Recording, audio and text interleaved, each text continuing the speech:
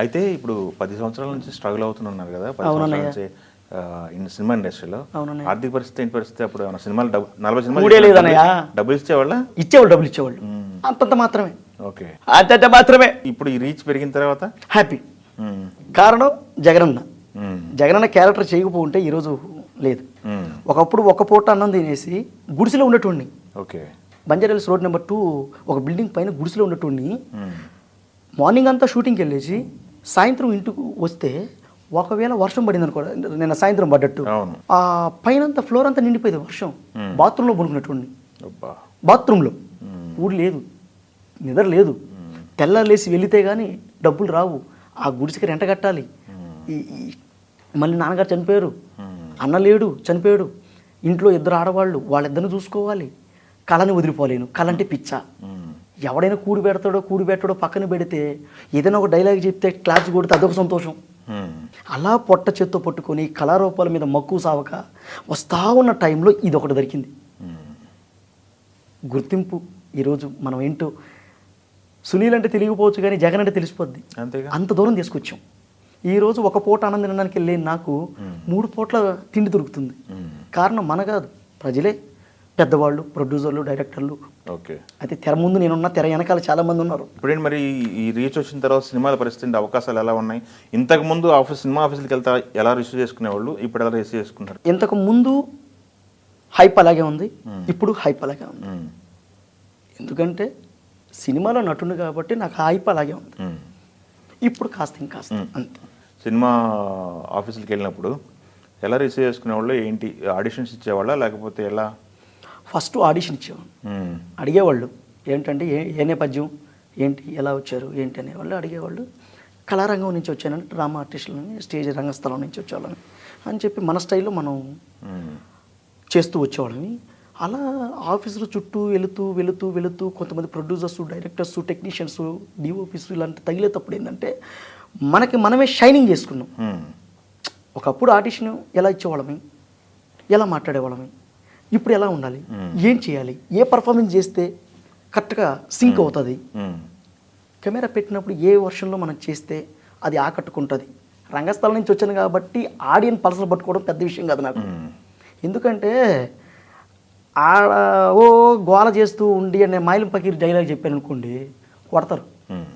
వాళ్ళ మూడును బట్టి ఇక్కడ మనం ప్రవర్తించాలి. ఓకే, అట్లా దీన్ని కూడా షైనింగ్ చేసుకుంటూ వచ్చానండి. ఓకే, ఇండస్ట్రీలో పరిచయం వ్యక్తులు ఎవరున్నారు గట్టిగా పుష్ ఇచ్చిన వాళ్ళు మీకు?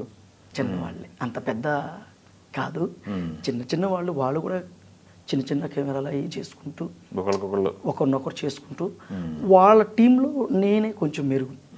ఇప్పుడు వాళ్ళకి ఒక మాదిరి జనానికి తెలిసిన వాడిని కానీ, ఒక మాదిరి మన బాగా మంచి యాక్టర్ అంటే వాళ్ళంతలో నేనే ఇప్పుడు వాళ్ళకంటే వెనకొచ్చా. షైన్ అయింది నేను ఒక్కడిని. కారణం ఏంటంటే నన్ను నేను ఎప్పుడూ షైన్ చేసుకునేవాడిని. నెగిటివిటీ ఎక్కడికి వెళ్ళను. నెగిటివ్ మాట్లాడితే కట్ చేసేస్తా, ఫోన్ బ్లాక్ చేసేస్తా. నెగిటివ్గా ఎవరు మాట్లాడినా, నెగిటివ్గా ఏది వచ్చినా కట్ చేస్తాను, బ్లాక్ చేసేస్తాను. నా రికార్డులో, నా చిన్న బ్రెయిన్లో స్టోరేజ్ అవ్వకూడదు. అది cut. Positive, everything is positive. Cine industry ఎటువంటిదంటే ఒక పసిఫిక్ మహాసముద్రంలో తీసుకుపోయి గుండుసు తీసినట్టు. పసిఫిక్ మహాసముద్రంలో గుండుసు దొరుకుద్దా? ఇండస్ట్రీ కూడా అంతే. గుండు సూదు పట్టుకున్నవాడు ఇక్కడ యాక్టర్. నేను పట్టుకోగలననే పట్టుకున్నా, వెళ్తా ఉన్నాం మన స్థాయిలో మనం. ఆర్టిస్ట్గా కాకుండా ఇప్పుడు మీరు రంగస్థలం నుంచి వచ్చారు, ఆర్టిస్టు ప్లస్ అడిషనల్గా మీకు టాలెంట్ ఉంది.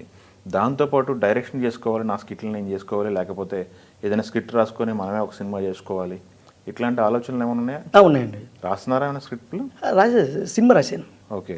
ఎందుకంటే నేను స్వతహాగా మేము కాలేజ్ డేస్లో కానీ, స్కూల్ డేస్లో కానీ మేమే రాసుకొని మేమే నాటకాలు వేసేవాళ్ళని. ఓకే.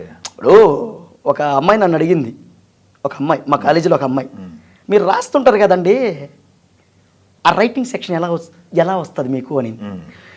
నేను ఇచ్చిన సమాధానం, ఎవరికైతే కడుపు కాలుతుంటుందో వాడే రైటర్. దానికి పెద్ద కొటేషన్స్, పెద్ద పారాగ్రాఫ్లు రాయాల్సిన అవసరం లే. ఎవరికైతే కడుపు కాలుతుందో వాడే రైటర్. ఓకే. కడుపు కాలిన వాడికే కదా మాటలు తోటల్లో వస్తుంటాయి.